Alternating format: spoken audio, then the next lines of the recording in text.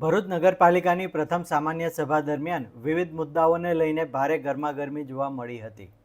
સભામાં નગરપાલિકાની તમામ 13 કમિટીઓની રચનાને બહુમતીથી મંજૂરી આપવામાં આવી હતી. સભા દરમિયાન મહિલા કોર્પોરેટર નીના યાદવે તેમને કોઈપણ કમિટીમાં ચેરમેન પદની જવાબદારી સોંપવામાં ન આવતા પોતાની નારાજગી વ્યક્ત કરી હતી. આ મુદ્દે સભામાં થોડો સમય ચર્ચા પણ થઈ હતી.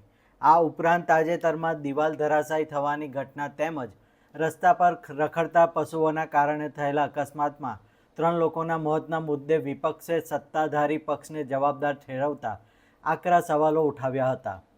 આ મુદ્દે બંને પક્ષના સભ્યો વચ્ચે ઉગ્ર બોલાચાલી થતાં સભાનું વાતાવરણ તંગ બની ગયું હતું. વિવાદ વધુ ઉગ્ર બનતા વિપક્ષના સભ્યોએ સામાન્ય સભાનું સર્ક્યુલર ફાડી વિરોધ નોંધાવ્યો અને સભાનો બહિષ્કાર કર્યો હતો. રખડતા ઢોરનો પ્રશ્ન ખૂબ જ પેચીતો બન્યો છે. એની સાથે સાથે કૂતરાઓ કરડવાના બનાવો પણ વધી રહ્યા છે. એ તમામ મુદ્દે વિપક્ષે ચર્ચા કરી. અમારા વિપક્ષના સભ્યોએ જે વાર્ષિક હિસાબ હોય, જ્યારે આજની સભામાં વાર્ષિક હિસાબ મંજૂર થતો હોય તો સ્વાભાવિક છે કે વાર્ષિક હિસાબ મંજૂર કરતા પહેલા એના મહત્વના મુદ્દાના ઉપર ચર્ચા કરવામાં આવે.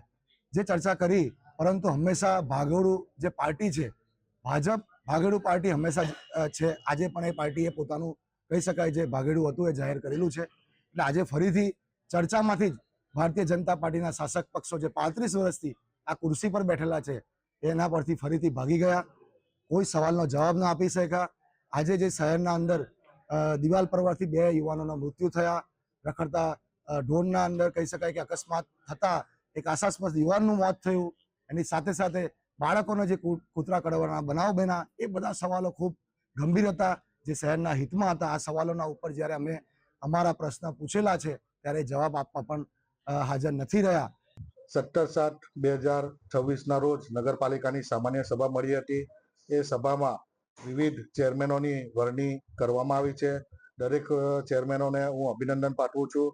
દરેક ચેરમેનશ્રીઓની વરણી થવા બદલ ભરૂચની કામગીરીમાં વેગ મળશે અને સભામાં અમુક મુદ્દાઓ જે હતા એ મુદ્દાઓને બહાલી આપવામાં આવી છે અને મુદ્દાઓને આધારે જે ચર્ચા કરવામાં આવી હતી તે મુદ્દા બહારની ચર્ચા હતી. તે નગરપાલિકાનો જે વહીવટ છે પારદર્શક હોવો જરૂરી છે અને નગરપાલિકાના આ પારદર્શક વહીવટને કારણે વિપક્ષના મિત્રો દ્વારા ખોટી પ્રસિદ્ધિ મેળવવા માટે આ ખોટા મુદ્દા ઉઠાવવામાં આવ્યા હતા. તે અમે સર્વાનુમતે સભામાં મુદ્દાઓ મંજૂર કરેલા છે. Thank you.